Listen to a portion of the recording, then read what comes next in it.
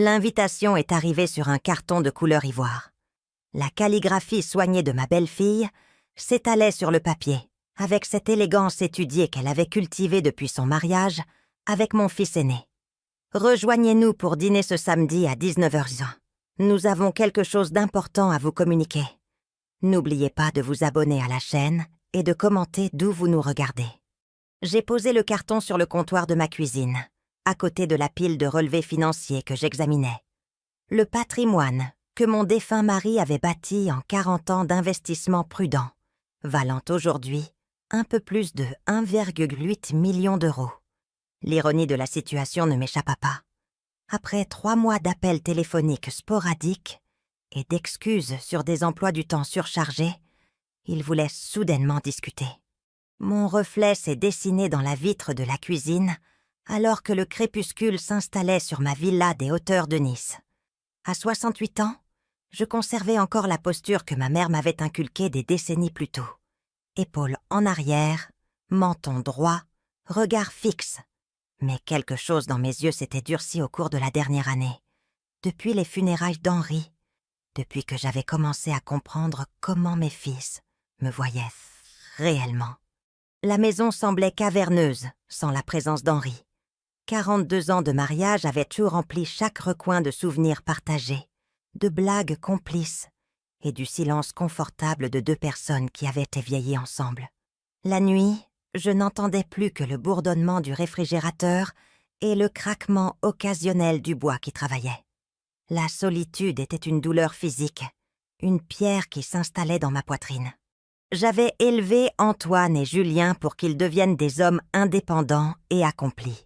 Antoine, maintenant âgé de 42 ans, avait monté une société de promotion immobilière florissante sur la Côte d'Azur.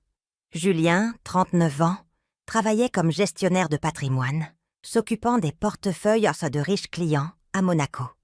Tous deux avaient épousé des femmes instruites, vivaient dans des demeures luxueuses et envoyaient leurs enfants dans des écoles privées. J'aurais dû être fière, et je l'étais, jusqu'à ce que je commence à percevoir le calcul derrière leur sourire. Le samedi soir arriva avec la chaleur moite qui rend les étés sur la Riviera insupportables. J'ai choisi ma tenue avec soin. Un chemisier en soie, bleu canard, qu'Henri avait toujours adoré. Assorti à un pantalon de lin crème et aux boucles d'oreilles en perles qu'il m'avait offertes pour notre 20e anniversaire, je voulais paraître digne, pas la veuve éplorée qu'il semblait attendre. La villa d'Antoine se trouvait à Saint-Jean-Cap-Ferrat, un quartier exclusif, tout en aménagement paysager méditerranéen et en angle moderne qui transpirait les honoraires d'architecte et de paysagiste. Bénédicte, sa femme, m'accueillit à la porte avec son sourire de marque, des dents d'une blancheur éclatante, un rouge à lèvres soigneusement appliqué et des yeux qui n'atteignaient jamais vraiment la chaleur. « Eliane, vous êtes ravissante !» Elle m'embrassa en faisant 2 bises dans le vide et je sentis son parfum signature, quelque chose d'onéreux et d'entêtant. « Entrez, entrez. Les garçons sont au salon. » Les garçons. À 42 et 39 ans, mes fils étaient encore des garçons pour leurs épouses, des enfants qu'il fallait encore gérer. J'ai suivi Bénédicte à travers l'entrée au sol en marbre, passant devant des toiles abstraites qui coûtaient probablement plus cher que la plupart des voitures. Antoine se leva lorsque j'entrai dans le salon. Son étreinte fut brève, mais exécutée pour le bénéfice de Bénédicte. Il avait hérité de la taille d'Henri, mais pas de sa chaleur. Là où mon mari avait été sincèrement gentil, Antoine avait appris à le simuler. Julien se leva du canapé en cuir, son câlin tout aussi creux. Chloé, la femme de Julien, offrit son sourire étudié depuis l'autre bout de la pièce. « Maman, vous avez l'air en pleine forme, » dit Julien, bien que ses yeux me dépassaient déjà, vérifiant son téléphone, calculant quelque chose. Nous avons échangé des banalités autour d'un verre de vin. Le dernier comité de bienfaisance de Bénédicte, la certification de professeur de yoga de Chloé, les réussites des petits-enfants dans leurs écoles privées respectives. Je sirotais mon chardonnay et hochais la tête aux moments opportuns. Mais mon attention était portée sur les courants sous-jacents, les regards échangés entre les époux, la façon dont les conversations évitaient soigneusement certains sujets. Le dîner fut servi dans la salle à manger formelle. Cristal et porcelaine, disposés avec la précision habituelle de Bénédicte. La conversation poursuivit sa danse polie jusqu'à l'arrivée du dessert. Un tiramisu que Bénédicte prétendait avoir fait elle-même, bien que je reconnusse le dressage distinctif d'un restaurant local réputé. « Maman », commença Antoine, posant sa tasse de café avec un soin délibéré. « Nous voulions vous parler de votre situation de logement. » La pierre dans ma poitrine s'alourdit encore. Je gardais une expression neutre. Des années de conditionnement social me servirent bien. « Oh !» Bénédicte se pencha en avant, son sourire atteignant son intensité maximale. « Nous nous sommes tellement inquiétés pour vous, à tourner en rond dans cette grande maison toute seule. Ce n'est pas sain. Rien que l'entretien doit être accablant. » Ajouta Chloé, sa voix calibrée pour transmettre une sympathie concernée. « Toutes ces réparations, le jardinage, les factures. J'avais géré l'entretien de la maison pendant 42 ans, dirigé une petite entreprise de comptabilité depuis chez moi tout en élevant 2 enfants, et géré les finances de notre famille avec un soin méticuleux. Mais soudain, selon mes belles-filles, j'étais incompétente. Nous avons trouvé la solution parfaite, poursuivit Julien, saisissant une brochure qui avait été commodément placée à proximité. La résidence des Mimosas est une magnifique communauté pour seniors. Ils ont toutes sortes d'activités, des tournois de bridge, des clubs de lecture, des cours de gym. Les yeux de Bénédicte pétillaient, presque. Vous allez adorer la nouvelle résidence. Il y a des soirées loto. Je pris la brochure. Ces pages glacées étaient remplies de photos de mannequins aux cheveux d'argent riants lors d'ateliers de création et jouant aux jeux de palais. Les prix étaient indiqués au dos. 4 500 € par mois pour un appartement d'une chambre. Ce qui, par une curieuse coïncidence, correspondait presque exactement au loyer que ma maison pourrait rapporter. « C'est vraiment la chose la plus sensée à faire », dit Antoine, son ton suggérant que la décision avait déjà été prise. « Vous auriez une compagnie intégrée, des soins médicaux si besoin, pas de soucis d'entretien de la maison. Et pensez au capital que vous libéreriez de la maison », ajouta Julien, incapable de dissimuler l'éclat du conseiller financier dans ses yeux. « Nous pourrions vous aider à l'investir correctement, pour être sûr qu'il dure. » La pièce devint silencieuse, à l'exception du jazz doux, diffusé par le système audio coûteux de Bénédicte. 4 paires d'yeux m'observaient, attendant ma réponse. Ils attendaient de la gratitude, peut-être une résistance symbolique qu'ils pourraient doucement surmonter, avec des arguments raisonnables sur mon bien-être. Au lieu de cela, je croisai les mains sur mes genoux et souris. Ce n'était pas un sourire chaleureux. J'avais appris au cours de cette dernière année, en observant attentivement mes fils et leurs femmes, à déployer différentes variétés d'expression à des fins différentes. Comme c'est attentionné de votre part à tous de planifier mon avenir, dis-je doucement. Le silence s'étira. Le sourire de Bénédicte vacilla légèrement. « Nous voulons juste ce qu'il y a de mieux pour vous, maman », dit Antoine, sa voix portant la plus légère pointe d'impatience. Je hochai lentement la tête, comme si je considérais leurs paroles. À l'intérieur, une clarté froide s'installait en moi, comme du givre sur une vitre. Je pensais à Henri, à la façon dont il avait travaillé 60 heures par semaine, pendant des décennies, pour construire notre sécurité. Comment il avait fait confiance à nos fils pour prendre soin de moi, après son départ. Comme nous avions été naïfs tous les deux. Quand ce déménagement aurait-il lieu ? Demandai-je, ma voix stable. « Eh bien, » dit Bénédicte, le soulagement évident dans son expression qui s'illuminait. « Le plus tôt sera le mieux, vraiment. La résidence des Mimosas a une liste d'attente, mais ils ont une place de libre le mois prochain. Nous pourrions vous aider à faire les cartons, bien sûr. Et nous avons déjà parlé à un agent immobilier, » ajouta Julien. « Le marché est porteur en ce moment. Vous pourriez en tirer le meilleur prix. » J'étudiais leur visage, avides, dans l'attente, comptant déjà leur héritage. Ils avaient pris mon chagrin pour de la faiblesse, mon silence pour de la soumission. Ils voyaient une vieille femme seule, submergée par le veuvage, prête à être gérée et contrôlée. Ils n'avaient aucune idée de qui ils avaient en face d'eux. « J'aurais besoin d'un peu de temps pour y réfléchir, » dis-je finalement. « Bien sûr, » dit Antoine rapidement. « Prenez tout le temps qu'il vous faut, mais n'attendez pas trop longtemps.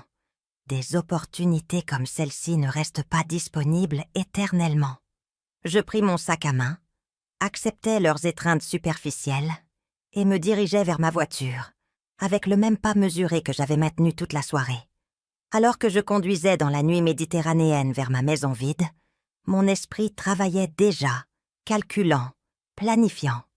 Il voulait m'entreposer dans une résidence pour seniors pendant qu'il liquidait l'œuvre de ma vie.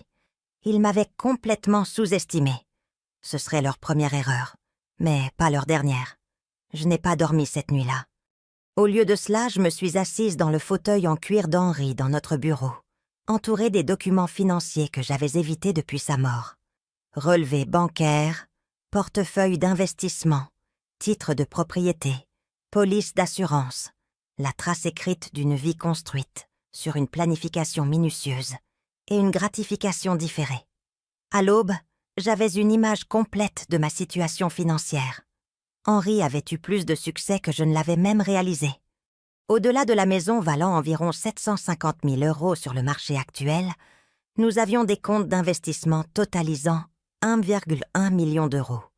Un petit bien locatif à Cannes, d'une valeur de 280 000 €, et le produit de l'assurance vie que j'avais investi dans des dépôts à terme. Le total dépassait légèrement 1,8 million d'euros. Assez pour vivre confortablement le reste de ma vie. Assez pour laisser un héritage substantiel. Assez pour rendre mes fils impatients. Le téléphone sonna à 8h30. Le nom d'Antoine s'afficha. « Maman, je voulais juste prendre de tes nouvelles après hier soir. J'espère que nous ne t'avons pas submergé d'informations. » Sa voix portait cette fausse chaleur que j'avais appris à reconnaître. Le ton qu'il utilisait probablement avec des clients difficiles. « Pas du tout, » répondis-je, mesurant soigneusement mes mots. « J'ai réfléchi à tout ce que vous avez dit. »« Bien, bien. Et quelles sont tes premières pensées ?» Je pouvais entendre l'empressement qu'il essayait de réprimer. « Je pense que vous avez peut-être raison sur le fait que la maison est trop grande pour que je m'en occupe seule. C'est merveilleux d'entendre ça, maman. Vraiment, c'est le choix pratique. J'aimerais visiter la résidence des Mimosas moi-même, avant de prendre une décision. Bien sûr, Bénédicte pourrait organiser une visite. Elle connaît la directrice là-bas. Bien sûr qu'elle la connaissait. Quelle commodité! Ce serait charmant. Mais je préférerais y aller seule d'abord, juste pour me faire ma propre impression. » Une pause. « Tu es sûre? Il pourrait être utile d'avoir quelqu'un pour poser les bonnes questions. Je suis tout à fait capable de poser mes propres questions, Antoine. » Le tranchant dans ma voix était léger, mais indubitable. Une autre pause. « Bien sûr que tu l'es. Je demanderai à Bénédicte de te donner les coordonnées. » Après avoir raccroché, je suis restée assise dans le silence du matin, regardant les grains de poussière danser dans la lumière du soleil qui filtrait par les fenêtres du bureau d'Henri. 42 ans dans cette maison. 42 ans de souvenirs incrustés dans chaque pièce, chaque coin, chaque meuble, soigneusement choisi. Le bureau contenait la présence d'Henri le plus fortement. Ses livres tapissaient encore les étagères. Des biographies de chefs d'entreprise, des guides d'investissement, une collection d'histoires sur la Seconde Guerre mondiale qu'il n'avait jamais fini de lire. Ses lunettes de lecture reposaient pliées sur le bureau à côté de mots croisés, à moitié terminés, datant de la veille de sa crise cardiaque. Je pris les lunettes, traçant les zones d'usure familières sur les branches, où ses doigts les avaient saisies des milliers de fois. S'il était là maintenant, que penserait-il du comportement de ses fils? Serait-il aussi choqué que moi? Ou avait-il vu des signes que j'avais manqués? La sonnette interrompit mes pensées. Par la fenêtre de devant, je vis la BMW de Julien dans l'allée. « Maman, j'étais dans le quartier et j'ai pensé m'arrêter, » dit-il quand j'ouvris la porte. Un autre mensonge. Le bureau de Julien était à 30 minutes de route, et ce n'était sur le chemin d'aucun endroit où il devait se rendre. Ah, comme c'est attentionné. Entre. Il me suivit jusqu'à la cuisine, ses yeux balayant les pièces avec l'attention d'un expert évaluateur. J'avais remarqué qu'il le faisait plus fréquemment depuis les funérailles d'Henri, cataloguant nos biens, avec une audace croissante. « Un café » demandai-je. « Bien sûr, merci. » Il s'installa à la table du petit-déjeuner, où il avait pris d'innombrables repas enfants, où Henri l'avait aidé avec ses devoirs d'algèbre, où nous avions célébré son admission à l'université. Je préparais le café avec une lenteur délibérée, utilisant ce temps pour étudier mon plus jeune fils. Julien avait toujours été le plus transparent de mes deux garçons, ses émotions plus à la surface que la façade contrôlée d'Antoine. Aujourd'hui, sa jambe rebondissait d'une énergie nerveuse. « Alors » dit-il alors que je posais sa tasse. « Antoine m'a dit que tu envisageais l'idée de la communauté pour seniors. J'explore toutes mes options. C'est intelligent. Vraiment intelligent. » Il sirota son café puis regarda à nouveau autour de la cuisine. « Cet endroit renferme tellement de souvenirs. Je sais que ça doit être difficile de penser à partir. »« Oui, ça l'est. Mais tu sais, maman, les souvenirs ne sont pas liés à un bâtiment. Ils sont ici. » Il tapota sa poitrine. Un geste qui aurait pu paraître touchant si je ne l'avais pas vu vérifier sa montre 2 fois au cours de la dernière minute. « C'est ce que tu penses ? » ?»« Absolument. Et honnêtement, la liberté financière que tu aurais en vendant pourrait vraiment améliorer ton style de vie. Tu pourrais voyager, peut-être prendre ces cours d'art dont tu parlais autrefois. » Je m'assis en face de lui, notant comment ses yeux s'illuminaient lorsqu'il mentionnait les avantages financiers. Voyager semble attrayant. Exactement. Et Chloé et moi parlions. Nous pourrions t'aider à gérer le produit de la vente de la maison. Je veux dire, c'est ce que je fais dans la vie, non? La famille devrait prendre soin de la famille. Voilà. La vraie raison de sa visite. Tu voudrais gérer mes investissements? Seulement si tu le voulais. Pas de pression, mais je pourrais probablement obtenir de meilleurs rendements que l'approche conservatrice que papa utilisait. L'approche conservatrice. La stratégie d'investissement prudente et méthodique d'Henri avait bâti notre richesse sur 4 décennies, résistant à de multiples ralentissements du marché grâce à la diversification et à la patience. Mais pour Julien, c'était simplement conservateur. Un code pour insuffisant, inadéquat, laissant de l'argent sur la table. De quel genre de rendement parlons-nous? Les yeux de Julien s'illuminèrent. Eh bien, j'ai plusieurs clients qui voient au monde des rendements annuels de 15, voire 20%, avec des stratégies de croissance agressive, des marchés émergents, une certaine exposition aux crypto-monnaies. Crypto-monnaies. J'ai failli sourire. Henri aurait ri à l'idée de parier nos économies d'une vie sur des jetons numériques. « Cela semble très ambitieux, » dis-je prudemment. « Le truc, c'est que, maman, à ton âge... » Il se rattrapa, réalisant probablement comment cela sonnait. « Je veux dire, étant donné ta phase de vie actuelle, tu veux que ton argent travaille aussi dur que possible. Parce que je n'ai peut-être plus beaucoup de temps pour en profiter. » Une rougeur monta à son cou. Ce n'est pas ce que je voulais dire. Mais c'était exactement ce qu'il voulait dire. Dans les calculs de Julien, j'étais un actif en dépréciation, un inconvénient temporaire avant que ma richesse ne soit transférée à la génération suivante. Mieux valait prendre des risques avec ma sécurité, puisque lui et Antoine bénéficieraient finalement de tous les gains et ne souffriraient d'aucune perte. « J'apprécie ton offre, » dis-je, « mais je vais devoir y réfléchir. » Bien sûr, pas de précipitation. Mais son expression déçue suggérait le contraire. Après son départ, j'ai appelé la résidence des Mimosas et programmé une visite pour le lendemain après-midi. Puis j'ai passé un autre appel à Maître Dubois, l'avocat d'Henri et ami de longue date. « Eliane, » dit Maître Dubois quand sa secrétaire me le passa. « Comment tenez-vous le coup ?»« Mieux chaque jour, » répondis-je. « Maître, je dois vous poser une question, hypothétiquement. » « Bien sûr. Si quelqu'un voulait protéger ses actifs d'une distribution prématurée, quelles options aurait-il ? » Une longue pause.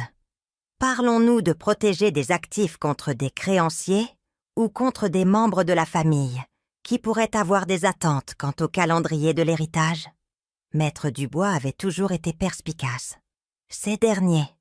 Je vois. Eh bien, Il existe plusieurs véhicules, des fiducies irrévocables, des comptes offshore, certains types de rentes viagères. Cela dépend de la situation et des objectifs spécifiques. Et si quelqu'un voulait s'assurer que ses actifs restent sous son contrôle total durant sa vie, mais voulait aussi empêcher les autres de faire pression sur ses décisions financières, c'est tout à fait faisable. En fait, c'est quelque chose que je recommande à beaucoup de mes clients, en particulier aux veuves qui se retrouvent à recevoir des conseils financiers non sollicités de leurs enfants adultes. Son ton suggérait que ce n'était pas un scénario rare. Pourrions-nous nous rencontrer cette semaine pour discuter des options spécifiques? Absolument. Que diriez-vous de jeudi matin? Et Eliane, quoi que vous envisagiez, je veux que vous sachiez que protéger votre autonomie financière n'est pas égoïste. C'est censé. Jeudi matin ne pouvait pas arriver assez vite. La visite de la résidence des Mimosas ce mercredi après-midi fut exactement ce à quoi je m'attendais. L'établissement était propre, bien doté en personnel, et conçu efficacement pour entreposer des corps vieillissants avec une rentabilité maximale. La directrice des activités, une femme résolument joyeuse nommée Nathalie, me montra la salle de bricolage, la petite bibliothèque, la salle à manger, avec ses heures de repas programmées et ses places assignées. Nous trouvons que la structure aide vraiment nos résidents à se sentir en sécurité, expliqua Nathalie, alors que nous passions devant un groupe de personnes âgées, regardant la télévision dans l'espace commun. Plusieurs dormaient dans leur fauteuil. L'appartement qu'on me montra était assez agréable. Une chambre, un petit salon, une kitchenette avec un micro-ondes et une plaque à 2 feux, pas de four complet, pas d'espace pour une vraie table à manger, pas de place pour les livres d'Henri ou le piano sur lequel j'avais joué pendant 50 ans. « C'est très efficace », commentai-je. « C'est exactement le mot que nous utilisons. Une vie efficace pour le prochain chapitre de la vie. » Le prochain chapitre. Comme si tout ce qui avait précédé n'était qu'un prologue à cet acte final de déclin géré. Ce soir-là, Antoine appela. « Comment s'est passée la visite ?» demanda-t-il. « Éducative. Et qu'en as-tu pensé ?» Je fis une pause, le laissant attendre. Je pense que je comprends maintenant ce que toi et Julien avez en tête pour moi. Nous voulons juste que tu sois en sécurité et heureuse, maman. Vraiment? Ou voulez-vous que je sois gérée et contrôlée? Le silence s'étira plus longtemps cette fois. Je ne sais pas ce que tu veux dire, dit-il finalement. Je pense que si, Antoine. Je pense que tu sais exactement ce que je veux dire. Je raccrochai avant qu'il ne puisse répondre. Mon cœur battait la chamade, exalté d'avoir enfin dit la vérité. Pour la première fois depuis la mort d'Henri, je me sentais pleinement éveillée, chaque terminaison nerveuse vivante et animée d'un but. Demain, je rencontrerai Maître Dubois. Demain, je commencerai à construire la forteresse qui protégerait tout ce pourquoi Henri et moi avions travaillé. Et mes fils apprendraient que leur mère était loin d'être la veuve désemparée qu'ils avaient imaginée. Le cabinet d'avocat de Maître Dubois occupait le dernier étage d'un immeuble modeste du Vieux-Nice, le genre d'endroit qui privilégiait la substance au tape à l'œil. J'avais toujours apprécié cela chez lui. Dans une ville obsédée par les apparences, il se concentrait sur les résultats. « Eliane, » dit-il, se levant de derrière son bureau en acajou, alors que sa secrétaire me faisait entrer. À 72 ans, Maître Dubois portait le maintien digne de quelqu'un qui avait passé 5 décennies à aider les gens à naviguer dans les complexités de la vie. « Vous avez l'air en forme. Je me sens l'esprit plus clair que je ne l'ai été depuis des mois, » répondis-je, m'installant dans le fauteuil en cuir en face de son bureau. « Bien. La clarté est essentielle pour ce dont nous allons discuter. » Il ouvrit un dossier, révélant plusieurs documents qu'il avait préparés. J'ai esquissé quelques options basées sur notre conversation téléphonique. Mais d'abord, je veux comprendre exactement à quoi vous faites face. Je lui ai tout raconté. L'invitation à dîner, la visite de la résidence pour seniors, la proposition d'investissement de Julien, l'impatience à peine dissimulée d'Antoine. Maître Dubois écouta sans interruption, prenant occasionnellement des notes sur un bloc-notes. « Depuis combien de temps cela dure-t-il » demanda-t-il quand j'eus fini. La pression a commencé environ 6 mois après les funérailles d'Henri. Subtile au début. Des commentaires sur la maison trop grande, des suggestions que je semblais dépasser. Cela s'est considérablement intensifié le mois dernier. Et leurs femmes sont impliquées. Bénédicte a orchestré le dîner. Chloé soutient la proposition de gestion financière de Julien. Ils présentent un front uni. Maître Dubois se renversa dans son fauteuil, son expression sombre. « Eliane, j'ai vu ce schéma de nombreuses fois. Des enfants adultes qui voient leurs parents veufs comme un obstacle à leur héritage, plutôt que comme une personne méritant respect et autonomie. Est-ce légal, ce qu'ils essaient de faire?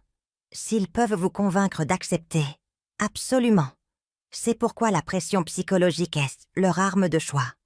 Ils comptent sur votre amour pour eux, votre désir d'éviter les conflits familiaux, votre peur d'être vraiment seul. La justesse de son analyse me piqua. Il savait exactement sur quels boutons émotionnels appuyer. Quelles sont mes options? Maître Dubois fit glisser un document sur le bureau. Option 1. Une fiducie irrévocable. Vous transférez vos actifs à la fiducie, que vous contrôlez en tant que fiduciaire de votre vivant. À votre décès, les actifs sont distribués selon des termes que vous définissez maintenant, qui pourraient inclure des conditions que vos fils devraient remplir. Quel genre de conditions? Celles que vous choisirez. Faire preuve d'une attention sincère pour votre bien-être, respecter votre autonomie, même quelque chose d'aussi simple qu'un contact régulier et significatif non motivé par un intérêt financier. J'étudiais le document, reconnaissant le pouvoir de son langage juridique. Et s'ils ne remplissent pas ces conditions? Les actifs pourraient aller à des œuvres de charité, à d'autres membres de la famille, ou à des organisations de votre choix. La beauté d'une fiducie irrévocable est qu'une fois établie, personne ne peut vous faire pression pour la changer, car légalement, vous ne le pouvez pas. Option 2. Une fiducie révocable combinée à une stratégie financière globale qui retire vos actifs d'un accès facile tout en maintenant votre contrôle. Nous structurons vos finances de manière à ce que faire pression sur vous devienne inutile. L'argent n'est disponible pour une distribution prématurée en aucune circonstance. Et l'option 3, Maître Dubois sourit. L'expression portait une pointe de malice. L'option nucléaire. Vous liquidez tout, déplacez vos actifs à l'étranger et disparaissez. Recommencez à zéro ailleurs, selon vos propres termes. L'option nucléaire. L'expression résonna avec quelque chose de profond en moi. Un désir d'autonomie complète que j'avais réprimé pendant des décennies en faveur de l'harmonie familiale. Dites-moi plus sur l'option 3. Il y a des pays avec des traités fiscaux favorables, d'excellents systèmes de santé et de solides protections légales pour les résidents étrangers. Le Portugal, par exemple, a un programme de visa de retraite assez attractif. Le Costa Rica, certaines régions d'Espagne. Le Portugal, dis-je, me surprenant par la certitude dans ma voix. Vous y êtes allé? Henri et moi avons passé notre lune de miel à Lisbonne, il y a 42 ans. Nous avons toujours dit que nous y retournerions. Nous ne l'avions jamais fait, bien sûr. Il y avait toujours eu des raisons de reporter. Les événements scolaires des garçons, les obligations professionnelles, l'inertie confortable de la routine établie. La région de l'Algarve est particulièrement populaire auprès des retraités français. Excellent climat, coût de la vie raisonnable, communauté d'expatriés francophones, si vous le souhaitez. Pendant qu'il parlait, des images se formaient dans mon esprit. Des maisons blanchies, à la chaux, surplombant l'océan, des marchés remplis de poissons frais et de produits locaux, des cafés où je pourrais m'asseoir avec un livre, et personne ne me connaîtrait comme la mère ou la veuve de quelqu'un. Combien de temps faudrait-il pour organiser cela? Si vous êtes sérieuse, 6 semaines pour les formalités de visa, en supposant que nous accélérions tout. 2 autres semaines pour établir les relations bancaires et gérer les transferts sur le financier. 8 semaines. 8 semaines pour démanteler une vie et la reconstruire ailleurs, quelque part hors de portée d'enfants manipulateurs et de leurs conjoints calculateurs. Je veux explorer cette option. dis-je. Êtes-vous sûr? C'est une mesure radicale. Vous laisseriez tout ce qui vous est familier. Tout ce qui m'est familier est empoisonné par leur comportement, l'interrompis-je. Maître, ils ne s'arrêteront pas. Ils continueront à pousser jusqu'à ce que je sois parqué dans cette résidence et qu'ils contrôlent mes finances. Je ne vivrai pas le reste de ma vie comme un actif géré. Il étudia mon visage un long moment. Votre décision. Mais j'ai besoin de savoir. Est-ce de la vengeance ou est-ce la reprise en main de votre vie? Est-ce que ça ne peut pas être les deux? Son sourire s'élargit. Dans ce cas, discutons des détails. Pendant les 2 heures suivantes, nous avons planifié mon évasion avec une précision militaire. Maître Dubois établirait une fiducie privée, basée aux Bahamas, complètement légale, mais effectivement intouchable par quiconque sauf moi. Mes actifs seraient liquidés systématiquement, convertis en investissements internationaux et transférés en montants qui ne déclencheraient pas les exigences de déclaration. La maison prendra le plus de temps à vendre, nota Maître Dubois, à moins que vous ne soyez prête à accepter un prix de vente rapide. Je ne suis pas pressé. Je veux qu'ils pensent que je considère leurs suggestions pendant que nous préparons tout. Comment gérerez-vous leur pression en attendant? Laissez-moi m'en soucier. Ce soir-là, Bénédicte appela. « Eliane, j'espère que ça ne vous dérange pas que je vous contacte directement. Antoine a mentionné que votre visite à la résidence des Mimosas s'est bien passée. C'était instructif. Merveilleux. Je pensais, aimeriez-vous que j'organise une 2e visite? Peut-être pourrions-nous y aller ensemble cette fois, et je pourrais vous présenter certains des résidents. Ce sont des gens si charmants. Des gens si charmants. Parqués, gérés, leurs vies indépendantes réduites à des activités programmées et à une socialisation supervisée. C'est très attentionné, Bénédicte, mais je suis encore en train de tout digérer. Bien sûr, ces décisions prennent du temps, mais j'espère que vous n'attendrez pas trop longtemps. Je détesterais que vous manquiez cette opportunité. Après avoir raccroché, je me servis un verre du vin coûteux qu'Henri avait gardé pour une occasion spéciale qui n'était jamais venue. Je m'assis dans son fauteuil, entouré de ses livres, et commençai à faire ma propre liste. Objets à vendre discrètement, les beaux bijoux, la collection de montres d'Henri, le service en argent que nous avions reçu en cadeau de mariage et utilisé peut-être une 12aine de fois en 42 ans.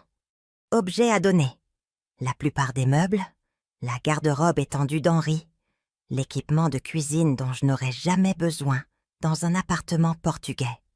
Objets à emporter, la porcelaine de ma grand-mère, les photographies préférées d'Henri, les albums photos documentant notre vie ensemble, une poignée de livres ayant une signification particulière, objets à laisser derrière, tout le reste, y compris les illusions que j'avais nourries sur le caractère de mes fils. Le téléphone sonna de nouveau à 21h. Antoine. « Maman, Bénédicte a dit qu'elle t'a parlé plus tôt. Elle est vraiment enthousiaste à l'idée de t'aider dans cette transition. C'est ce que j'ai cru comprendre. Je sais que c'est une grande décision, mais nous pensons vraiment que c'est la bonne chose à faire. Et honnêtement, plus tôt tu vends la maison, mieux c'est. Le marché commence à montrer des signes de fléchissement. Même maintenant, il ne pouvait pas résister aux tactiques de pression. Antoine, j'ai réfléchi à ce que tu as dit l'autre soir à propos de la résidence des Mimosas, à propos de la famille qui prend soin de la famille. Sa voix s'éclaircit. Exactement. C'est de ça qu'il s'agit. Je suis entièrement d'accord. La famille devrait prendre soin de la famille. La question est, quels membres de la famille l'ont réellement fait? Silence. Je ne suis pas sûre de ce que tu veux dire, maman. Quand m'as-tu rendu visite pour la dernière fois sans vouloir quelque chose? Quand as-tu appelé pour la dernière fois juste pour parler? Quand as-tu montré pour la dernière fois un intérêt pour mon bien-être qui n'était pas lié à ma situation de logement ou à mes finances? Ce n'est pas juste. Nous avons été occupés, mais ça ne veut pas dire qu'on ne se soucie pas de toi. Occupés pendant 8 mois. Trop occupés pour prendre des nouvelles de votre mère veuve, sauf quand vous devez discuter de mes arrangements de vie. Maman, tu es déraisonnable. Déraisonnable. Le mot que les hommes utilisaient lorsque les femmes refusaient d'être dociles. « Peut-être que je le suis, » dis-je doucement. « Peut-être que je suis enfin déraisonnable après avoir été raisonnable pendant 68 ans. » Je raccrochai avant qu'il ne puisse répondre. Dans le silence qui suivit, je sentis quelque chose changer en moi. Un desserrement de liens que je n'avais pas réalisé, être devenu si étroit. Pendant des décennies, j'avais privilégié l'harmonie à l'honnêteté, la paix à la vérité. J'avais avalé de petites blessures pour éviter de plus grands conflits, accepté le manque de respect déguisé en sollicitude. Fini. Je me dirigeais vers le bureau d'Henri et sortis les magazines de voyage qu'il avait collectionnés au fil des ans, ceux remplis de photos d'endroits que nous avions prévu de visiter un jour. Le Portugal y figurait en bonne place. Des côtes ensoleillées, des villes anciennes, des villages paisibles où la vie se déroulait à un rythme plus doux. Un jour était arrivé. Mais d'abord, j'avais une performance à livrer. La performance commença le lendemain matin par un appel téléphonique à Antoine. « J'ai réfléchi à notre conversation d'hier soir, » dis-je, injectant juste la bonne note d'incertitude dans ma voix. Peut-être que j'étais sur la défensive. « Maman, je comprends que c'est bouleversant. Ça l'est. Tout semble si compliqué sans ton père. Je pense que j'ai peut-être besoin de plus d'aide que je n'ai voulu l'admettre. » Le soulagement dans sa voix était audible.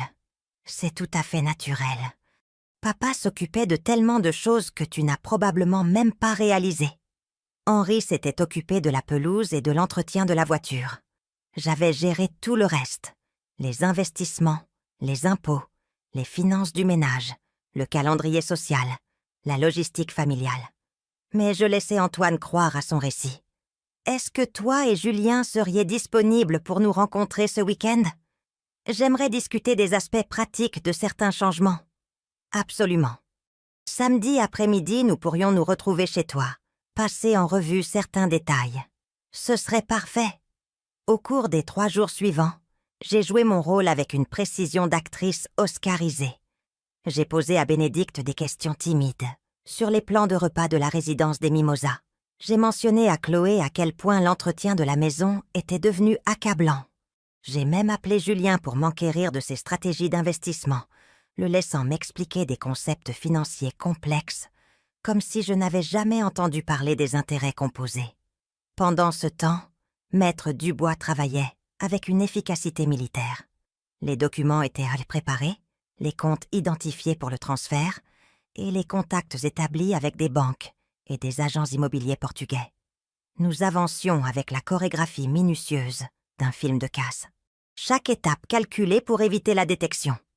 « La clé, » expliqua Maître Dubois lors d'une de nos réunions clandestines, « est de faire en sorte que les transferts aient l'air routinier. Nous commencerons par de plus petits montants, vos paiements de dividendes, certaines échéances de dépôt à terme qui étaient de toute façon prévues. Rien qui n'attirerait leur attention s'ils surveillent vos comptes. » « Est-ce qu'ils surveillent mes comptes ? » Julien est gestionnaire de patrimoine. S'il est aussi calculateur que vous l'avez décrit, il a probablement trouvé des moyens de suivre votre activité financière générale. Pas illégal si vous lui avez donné accès, même informellement.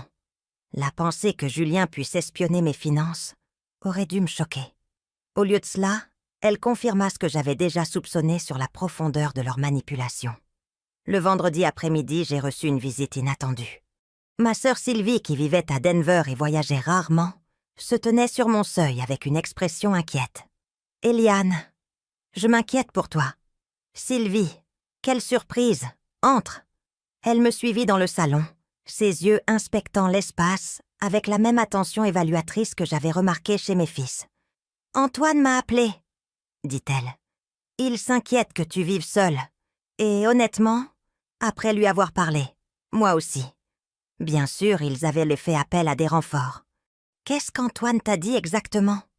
Que tu as du mal depuis la mort d'Henri, que tu es dépassée par la maison, confuse sur les questions financières, réticente à l'aide. Il pense que tu pourrais avoir quelques problèmes de mémoire. Problème de mémoire. L'accusation classique utilisée pour saper les femmes âgées qui refusent d'être dociles. Et qu'en penses-tu, Sylvie ? Elle étudia mon visage attentivement. Tu me sembles bien. peut-être un peu plus mince, mais c'est normal après avoir perdu un conjoint.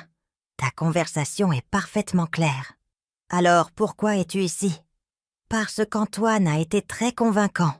Il a brossé le portrait d'une sœur qui déclinait rapidement et qui était trop fière pour l'admettre. Il a dit que tu prenais des décisions irrationnelles, parlant de vendre la maison et de déménager dans un endroit ridicule. Ridicule?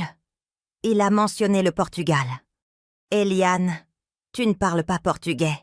Tu n'as jamais vécu ailleurs qu'en Arizona et en Californie. Ce serait complètement irréalisable. Je nous servis du thé, utilisant ce temps pour réfléchir à ma réponse. Sylvie était bien intentionnée, mais elle avait toujours été sensible à l'autorité masculine, toujours plus disposée à croire mes fils qu'à faire confiance à ses propres observations. « Et si ce n'était pas irréalisable ?» demandai-je. « Et si c'était exactement ce dont j'ai besoin ? Mais pourquoi si loin ? Pourquoi pas quelque part de plus proche, où la famille peut t'aider si tu en as besoin ? Parce que la famille n'aide pas, Sylvie. La famille essaie de contrôler. » Elle posa sa tasse avec un cliquetis sec. « Ce n'est pas juste. Tes fils sont des hommes qui ont réussi et qui veulent prendre soin de leur mère. Mes fils sont des hommes qui ont réussi et qui veulent gérer leur héritage pendant que je suis encore en vie pour faciliter le processus.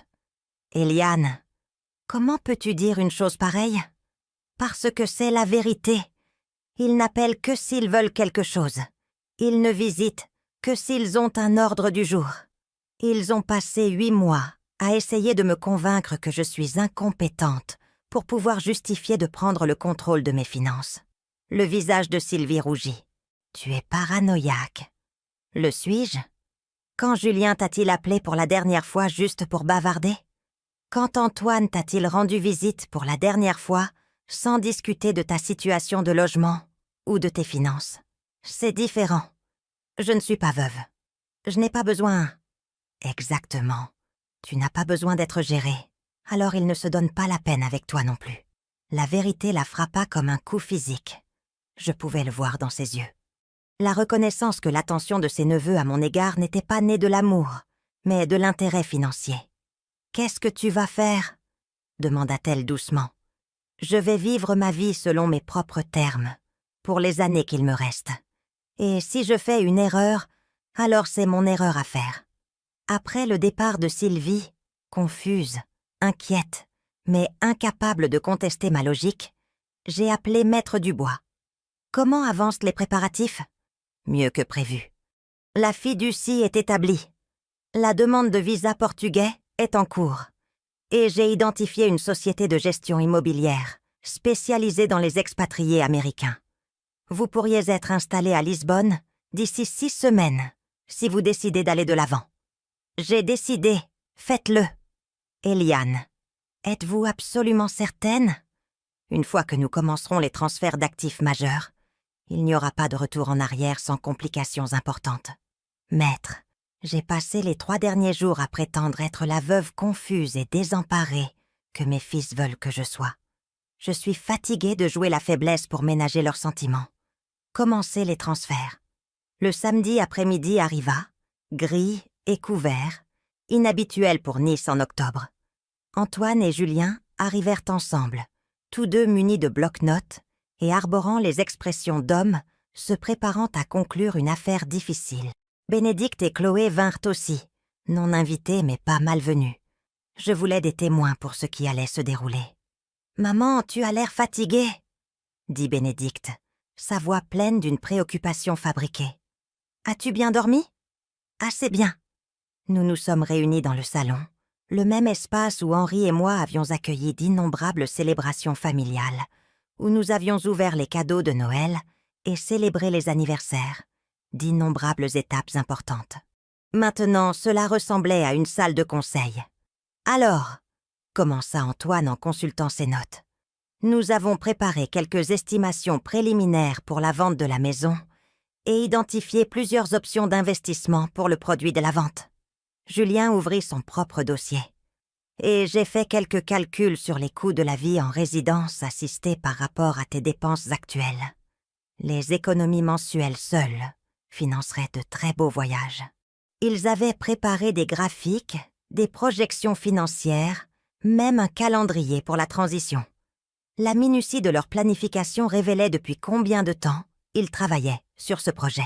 « C'est très impressionnant », dis-je, acceptant leurs documents avec une gratitude apparente. « Vous avez manifestement beaucoup réfléchi à mon avenir. »« Nous voulons juste ce qu'il y a de mieux pour toi, maman, » dit Antoine. « Et ce qui est le mieux pour la famille dans son ensemble, » ajouta Julien, en s'assurant que les ressources sont utilisées efficacement. Ressources.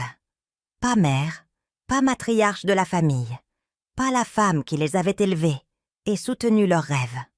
Ressources. J'ai quelques questions, dis-je. Bien sûr, dit Bénédicte vivement.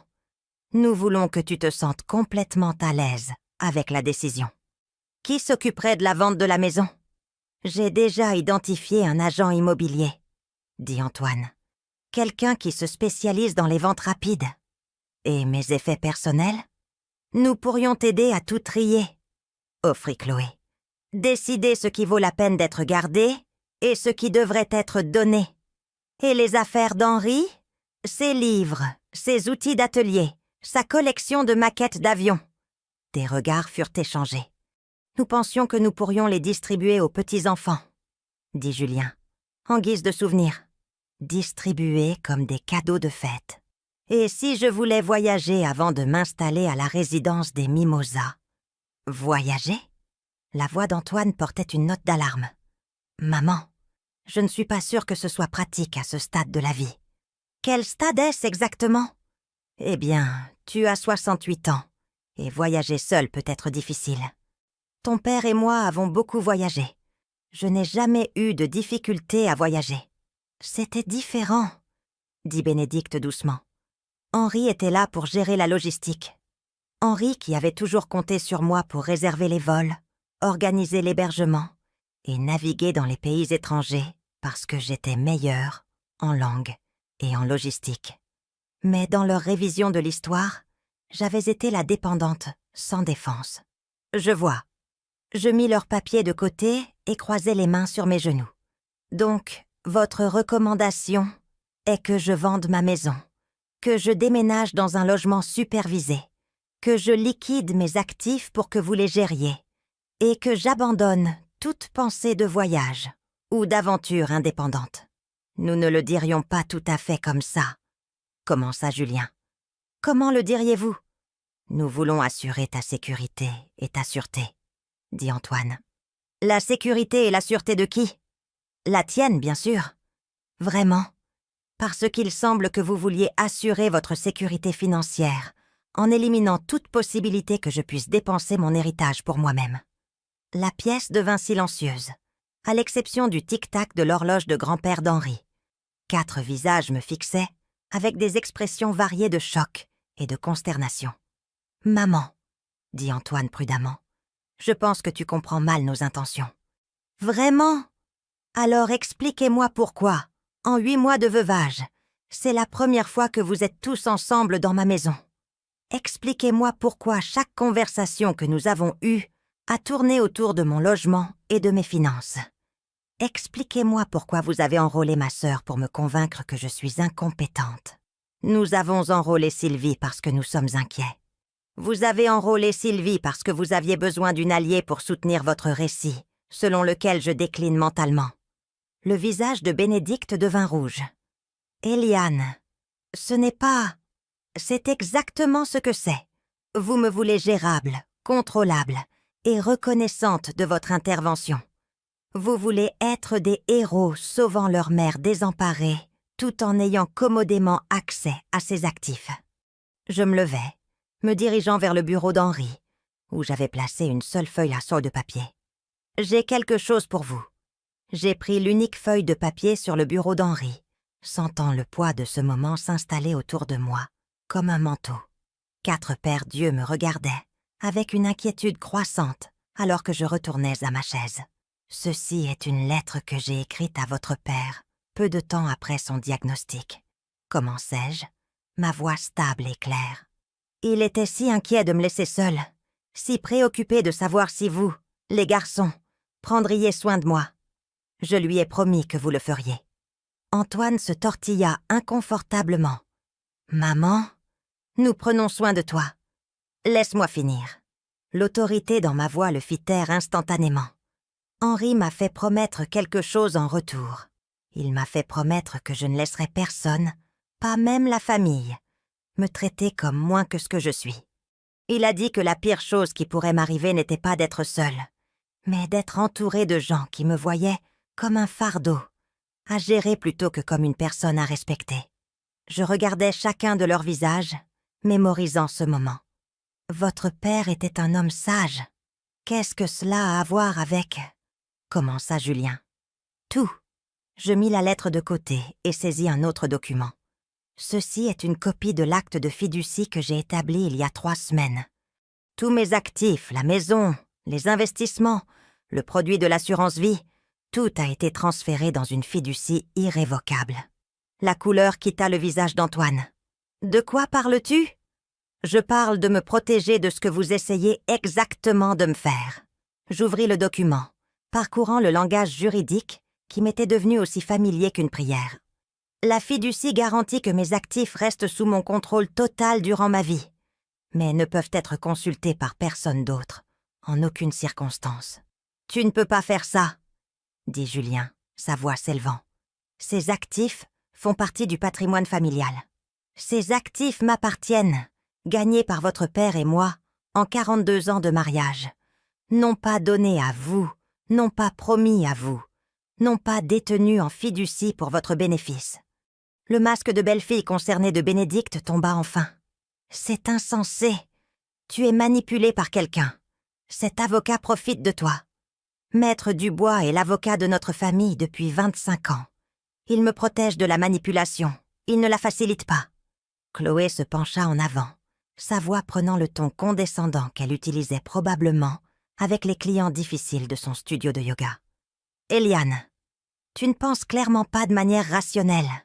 Ce genre de décision financière majeure ne devrait pas être pris, alors que tu es encore en deuil. »« Je ne suis plus en deuil, » l'interrompis-je. « J'ai fini mon deuil de votre père il y a des mois.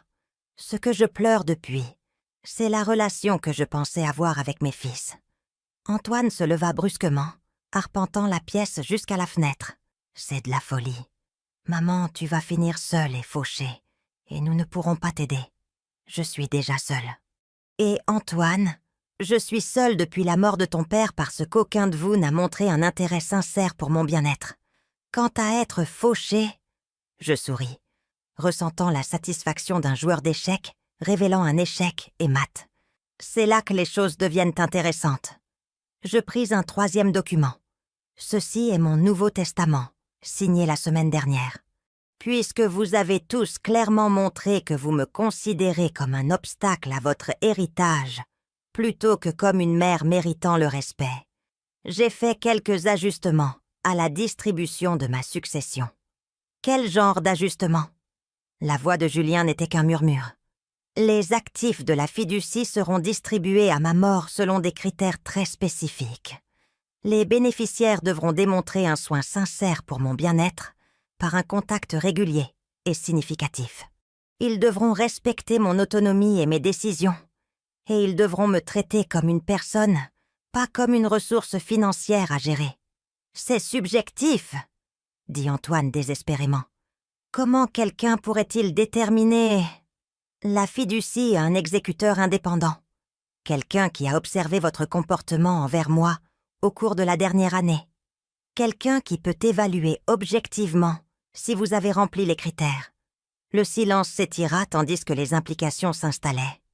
Ils avaient poussé, manipulé et calculé, certains de pouvoir me faire plier.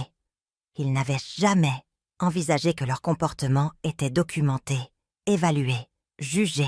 « Qui est l'exécuteur ?» demanda Bénédicte. « Quelqu'un qui vous a regardé rejeter mes capacités, me pousser à prendre des décisions et me traiter comme un problème à résoudre plutôt que comme une personne à chérir. » Je me levai et me dirigeai vers le manteau de la cheminée où la photographie d'Henri souriait au décombre de ce qui avait été autrefois une réunion de famille. Mais voici la partie la plus intéressante. continuai-je. La fiducie ne protège pas seulement mes actifs de votre manipulation. Elle me protège de devoir endurer davantage votre fausse sollicitude. Que veux-tu dire ? Demanda Chloé.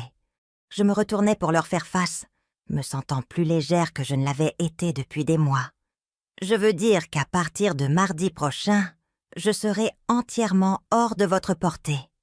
Est-ce que tu déménages à la résidence des Mimosas finalement ? Demanda Antoine plein d'espoir. Non, Antoine. Je déménage au Portugal.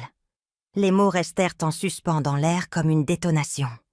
4 visages me fixaient avec des expressions identiques de choc et d'incrédulité. « Portugal ?» répéta Julien. « La région de l'Algarve, plus précisément. J'ai acheté une petite villa surplombant l'océan. Le même océan que votre père et moi longions pendant notre lune de miel, il y a 42 ans. Tu ne peux pas simplement déménager au Portugal, balbutia Bénédicte. Tu ne parles pas la langue. Tu ne connais personne là-bas. Je parle assez de portugais pour me débrouiller, et j'en apprendrai plus. Quant à connaître des gens, je les rencontrerai comme les gens se rencontrent depuis des siècles. C'est incroyable ce que l'on peut accomplir quand on n'est pas traité comme un enfant incompétent. Le visage d'Antoine était passé du pâle au rouge. C'est de la vengeance. Tu fais ça pour nous punir. Non, Antoine. Je fais ça pour me sauver. La punition est entièrement de votre propre fait. Te sauver de quoi ? Exigea Julien. De passer mes années restantes à être gérée par des gens qui me voient ça comme un fardeau. D'être parquée dans un établissement pendant que vous liquidez l'œuvre de ma vie. De feindre la gratitude pour votre intervention pendant que vous me dépouillez systématiquement de ma dignité et de mon autonomie. Je me dirigeais vers la fenêtre, regardant le paysage méditerranéen que j'avais appelé mon foyer pendant 4 décennies. J'ai réalisé quelque chose ces dernières semaines. Votre père ne m'a pas laissé seul. Il m'a laissé libre de faire mes propres choix, de poursuivre mes propres rêves, de vivre ma propre vie. Mais vous ne pouviez pas permettre ça, n'est-ce pas ? Vous aviez besoin de moi, contrôlable, gérable, reconnaissante. Nous voulions aider, dit Chloé faiblement. Non, vous vouliez vous aider vous-même. À la maison, aux actifs, à la tranquillité d'esprit qui vient du fait d'avoir votre héritage sécurisé et votre mère bien contenue. Je me dirigeai vers le bureau d'Henri et pris une enveloppe Kraft. Voici des copies de tous les documents juridiques, ainsi que les coordonnées de Maître Dubois. Vous êtes libre de contester la fiducie. Cependant, je dois vous avertir. Irrévocable signifie irrévocable. Les actifs sont hors de votre portée, peu importe ce qui m'arrive. Quand ? Demanda Antoine, sa voix creuse. Mon vol part mardi matin. La maison est mise en vente mercredi. Le produit de la vente sera donné à des organisations qui soutiennent l'indépendance des personnes âgées et luttent contre la maltraitance des aînés. Maltraitance des aînés ? La voix de Bénédicte était stridente. Nous ne t'avons jamais maltraité. Exploitation financière, manipulation émotionnelle, sape systématique de la compétence. Comment appelleriez-vous cela ? Julien s'affaissa dans sa chaise, comme si je l'avais frappé. Maman, nous t'aimons. Nous essayons de te protéger. L'amour ne complote pas pour séparer quelqu'un de ses actifs. L'amour ne conspire pas pour parquer quelqu'un dans un établissement contre son gré. L'amour n'enrôle pas les membres de la famille pour soutenir un récit d'incompétence. Je me tins devant eux une dernière fois. Ces 4 personnes qui m'avaient forcé à choisir entre ma dignité et leur approbation. Je choisis la dignité. La pièce éclata en protestation, supplication, accusation. Antoine exigea que je reconsidère. Julien menaça d'une action en justice. Bénédicte m'accusa d'être vindicative. Chloé prédit que je mourrais seule et pleine de regrets. J'écoutais tout cela avec le calme détaché de quelqu'un qui était déjà parti émotionnellement. Leurs mots ne pouvaient non plus m'atteindre car je n'avais plus besoin de leur approbation, ni ne craignais leur désapprobation. « J'ai des valises à finir », dis-je lorsque leurs voix s'estompèrent enfin. « Maître Dubois a vos coordonnées si vous avez besoin d'autre chose. » Un par un, ils partirent. Pas de câlins, pas de larmes, Pas de promesse de me rendre visite au Portugal. Leur départ confirma ce que je savais depuis des mois. Leur préoccupation n'avait jamais été pour moi, seulement pour ce que je représentais pour leur avenir financier. Après que la porte se fut refermée derrière eux, je traversai la maison silencieuse, une dernière fois. Dans le bureau, j'emballais les photographies préférées d'Henri et la lettre qu'il m'avait écrite juste avant sa mort. Celle où il m'avait fait promettre de vivre pleinement le temps qu'il me restait. « Ne les laisse pas te rendre petite, Eliane », avait-il écrit. « Tu es plus forte que tu ne le sais, plus courageuse que tu ne le crois, et plus méritante d'amour qu'ils ne le comprendront jamais. S'ils ne peuvent pas voir ça, trouve des gens qui le peuvent. » Mardi matin arriva, clair et lumineux. Je me tenais dans mon salon vide avec 2 valises et un bagage à main. Tout ce dont j'avais besoin pour ma nouvelle vie, réduit à l'essentiel. Le reste, meubles, vaisselle, décoration, serait géré par la société de vente successorale. Le taxi arriva à l'heure précise. Alors que nous nous éloignions de la maison où j'avais passé la moitié de ma vie, je n'ai pas regardé en arrière. Certains chapitres ne se terminent pas par une résolution, mais par une libération. À l'aéroport, j'ai acheté une carte postale montrant la baie des Anges, au coucher du soleil. J'ai écrit soigneusement, mon écriture stable malgré mon excitation. La nourriture ici est meilleure, même les nuits. Je n'ai pas signé. Je n'en avais pas besoin. Il saurait. Alors que mon vol décollait, m'emportant vers un océan que j'avais rêvé de retrouver pendant 4 décennies, je sentis la présence d'Henri à mes côtés. Pas comme un chagrin, mais comme une approbation. Je tenais enfin la promesse que je lui avais faite. La promesse de ne jamais laisser personne me rendre plus petite que je ne l'étais. En bas, le littoral s'étendait à l'infini, beau, sauvage et impitoyable pour ceux qui sous-estimèrent sa puissance. Tout comme moi,